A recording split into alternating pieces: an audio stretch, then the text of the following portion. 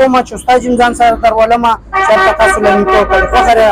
زر درځم مزدار کپڑے را لم درکم اے دا والا جی سیبا تاوی نکاح رجسٹرار لا لمانو دما په خیال چی ورډ بټی کی جمعه استاد جی دې ها او کنه ماشوم نکاح دا دوا کو چې په خیر وشي بس دا ټیک دی جی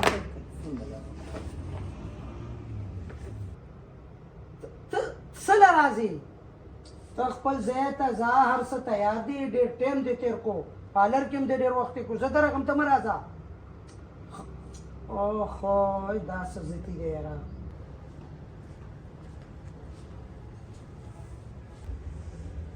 راغی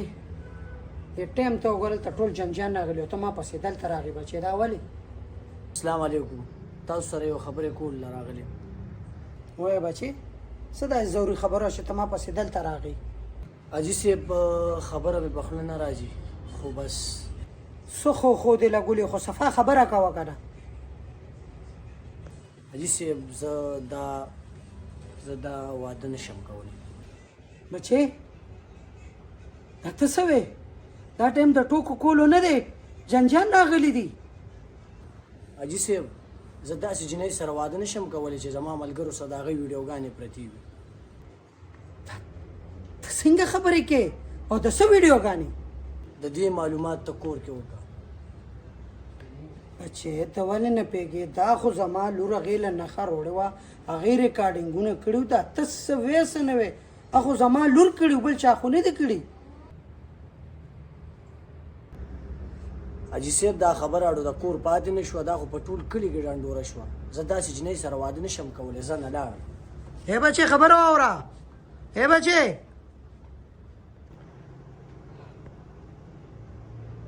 اجی صاحب اجی صاحب اجی صاحب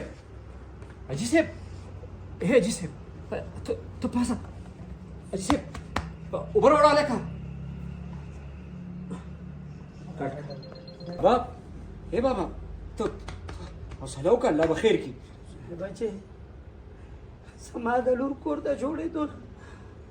وړاندې وران شو الله به خیر کړي دا چل څه شوی و ته ما ته ووایه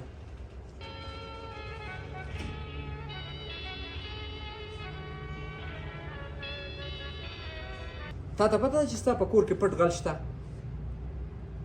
نشته درته پته دغه پټ غل چې کوم دی دا زمونږ خویندو سره زمونږ بچو سره هم په دې پرسونو کې وي حاجي صاحب زه د دې غل خبره کوم دا داسې غل دی چې دا پرده نه شي په چا دا د چا عزت ته نه ګوري خو د افسوس خبره ده چې موږ د دې په استعمال هم نه پوهېږو زمونږ د ډېرو خویندو کورونه داسې وران شو صرف د یو ویډیو په وجه باندې د هغې ویډیو په بیکګراونډ کې څوک دا نه ګوري چې د اجي صاحب یوې لور بلې لور له نکریزې راوړې وې د خپلې خور خوشحالي یې ځان سره قید کوله په دې شیشه کې خو دا شیشه دا موبایل صرف هغې سره نه و بهر هلته ماشومانو هغې سره مو هغې دغه موبایل نیولی او بهر ته دغه ویډیو لیک شوه او نن تاسو د حاجي صاحب د لور دغه حل وکتو د دې جنج راغلی او واپس لاړو دا ډیره سخته خبره ده د پلار دپاره د دغې پیغلو دپاره خو مونږ او تاسو په دې خبره اړه چېرته سوچ نه دی کړی دې طرف ته مو چېرته فکر نه دی کړی هغه هوښیاران وایي که نه چې رښتیا راځي نو دروغو کلی وران کړي